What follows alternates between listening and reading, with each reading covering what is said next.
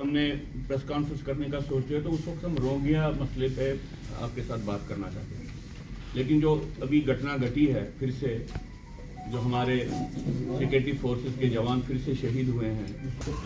देखिए, बार बार हम आपके सामने ये बात कहते आ रहे हैं कि गवर्नमेंट ऑफ इंडिया को और यूटी गवर्नमेंट को अपनी जो ओपिनियन यहाँ पे जो आतंकवाद चल रहा है उसके बारे में रिकास्ट करनी है कि नहीं है।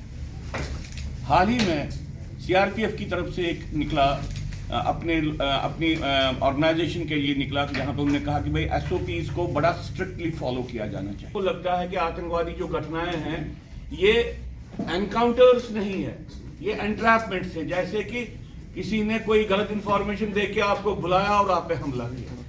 हमको लग रहा है कि बार बार जो आतंकवादी घटनाएं हो रही हैं, सरकार कुछ इसमें से सीख नहीं रही है। हमने पिछली बार भी आपके माध्यम से कहने की कोशिश की है कि अपनी सोच को बदलना है। मुझे नहीं लगता है कि वो अपनी सोच को बदलते हैं, क्योंकि जो एक आतंकवादी घटनाएं जिस दिन हुई उसी दिन ये कहा गया कि भाई टेररिज्म यहाँ पे डेथ बेड पे है। अब इस तरह का डीलिंग क्यों है? ऐसा क्यों है कि पॉलिटिकल पार्टीज के लीडर्स अलग तरीके से उनका आंकलन है और ग्राउंड की सिचुएशन अलग है। इस तरीके का डीलिंग इसलिए है कि मुझे लगता है कि सिक्योरिटी ऑपरेशंस के साथ जिस सीरियसनेस के साथ डील करना चाहिए शायद वो नहीं हो रहा है। ऐसा क्यों है कि स्टैंडर्ड ऑपरेटिंग प्रोसीजर्स को अक्षरशः फॉलो नहीं किया जा रहा है? ऐसा क्यों है कि इंफॉर्मेशंस को टेस्ट नहीं किया जा रहा है?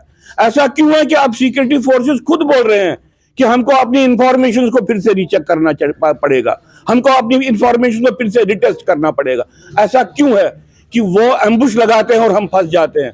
हमको लगता है कि जो ये सरकार की सोच है, हर दिन ये उद्घोषणाएं करना कि नॉर्मलसी आ गई है, इसके कारण सरकार के अपने तंत्र पे फर्क पड़ता है, उनकी मानसिकता पे फर्क पड़ता है, वो उनकी अलर्टनेस लेवल्स कम हो जाती है और उसके कारण ये घटनाएं घटती हैं। ये नहीं हो सकता। अगर आपके हाई अलर्टनेस लेवल्स हैं तो आपको ये कहना पड़ेगा कि सिचुएशन सीरियस है ग्राउंड पे। खास तौर से जो अभी ये हमस का अटैक इसराइल में हुआ, इसके कारण पूरे विश्व के आतंकवादी तंत्र पे क्या असर पड़ेगा, इसका आकलन करना चाहिए सरकार को। मुझे नहीं लगता है कि अभी सरकार ये कर रही है।